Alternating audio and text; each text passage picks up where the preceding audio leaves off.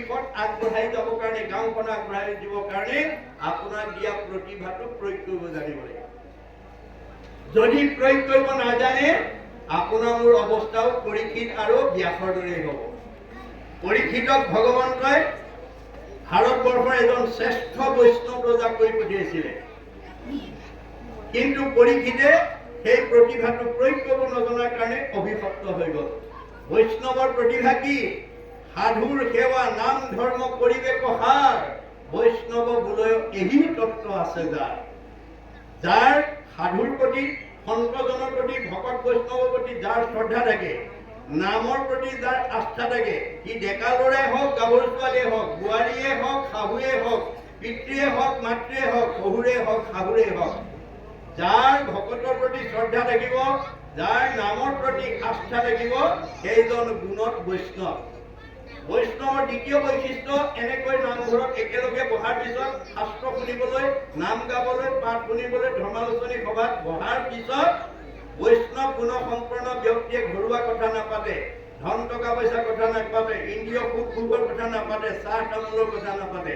কি পাতিব? বৃথা বাক্য নুবুলিব, নামাতিব নিচা, কৃষ্ণ কথা শুনিবলৈ কৰিবে ইচ্ছা।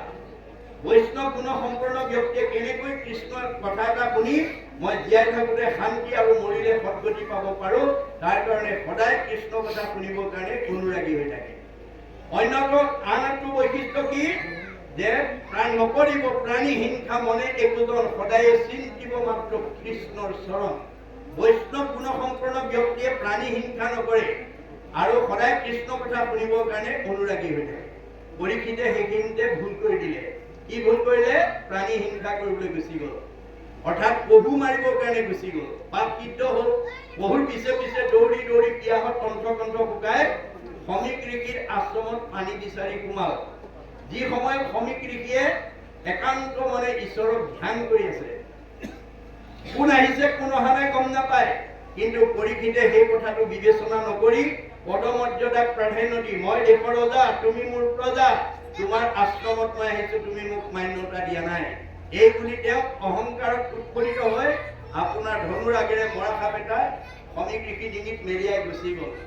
খবৰটো তেওঁ খেলি থকা পুত্ৰ চিংগিপুনি কৰ্ণগোচৰ হোৱাৰ লগে লগে দৌৰি আহি দেখিলে দেউতাকৰ ডিঙিত কোনোবাই মৰা সাপ মাৰি থৈ গৈছে। তেওঁ খঙত একো নাই হৈ লগে লগে অভিশাপ দিলে, মোৰ দেউতাৰ ডিঙিত যোনে এনেকৈ মৰা সাপ মাৰিছে, এই তক্ষকে তেওঁ 7 দিনত দংশন কৰি মাৰিব। খবৰটো তেওঁ কৰ্ণগোচৰ হোৱাৰ লগে লগে মৃত্যুৰ ভয়ত ভীতিগ্ৰস্ত হৈ গ'ল। মই অভিশপ্ত হলো, মোক 7 দিনত তক্ষকে দংশন কৰিব, মোৰ মৃত্যু অনিবাৰ্য। মোৰ এই সপ্তবিধ পৃথিৱী কোনে পৰিচালনা কৰিব? গোটেই জন্মেজক মাতি আনি ক'লে, গোপাই মই অভিশপ্ত হলো, মোক 7 দিনত তক্ষকে দংশন কৰিব, মোৰ মৃত্যু অনিবাৰ্য, গতিকে এই সপ্তবিধ পৃথিৱী পৰিচালনাৰ দায়িত্ব মই তোমাৰ ওপৰত অৰ্পণ কৰিলো, আৰু মই কিবা প্ৰকাৰে তক্ষকৰ দংশনৰ পৰা নিজক বচাব পাৰো নেকি উপায় বিচাৰি যাওঁ। এইবুলি কলৈ গ'ল? গংগাৰ পাৰত আশ্ৰয় ল'লে। পৰীক্ষিতে গংগাৰ পাৰত আশ্ৰয় ল'লে। মনত ৰাখিব, পৰীক্ষিতে যদি মৃত্যুৰ হাতৰ পৰা, কালৰ হাতৰ পৰা, তক্ষকৰ হাতৰ পৰা নিজক বচাবৰ কাৰণে যদি গংগাত আশ্ৰয় ল'ব লাগে, আপুনি মই লাগে নে নালাগে? আৰু আজি আমি লৈছো নে নাই? এই কথা আজি অনুভৱ কৰিব লাগিব। কি গংগা? নামেই গংগা। নামেই গংগা। নামে নাতাৰিলে জীৱ আৰু কোনে তাৰে, শ্ৰাদ্ধ কৰি কাক কোনে তাৰিবাব পাৰে, কাৰ শ্ৰাদ্ধ কোনে কৰে, শ্ৰাদ্ধ কোনে খায়, কেৱলে নিজৰ মাত্ৰ জীৱিকাৰ উপায়। এক শ্ৰেণী বুদ্ধিজীৱী মানুহে তাৰ জীৱিকাৰ পথহে লৈ আছে, মৰাৰ পিছত কাৰো পিতৃ মাতৃ শ্ৰাদ্ধ খাবলৈ নাহে।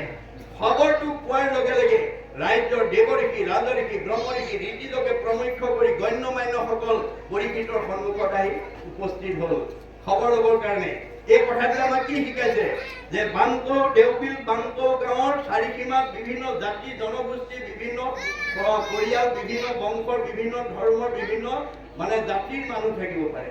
জাতিৰ ভিন্নতা থাকিব পাৰে, ধৰ্ম ভিন্নতা থাকিব পাৰে, ভাষাৰ ভিন্নতা থাকিব পাৰে, পৰিয়ালৰ ভিন্নতা থাকিব পাৰে, বংশৰ ভিন্নতা থাকিব পাৰে, কিন্তু আত্মাৰ ভিন্নতা নাই।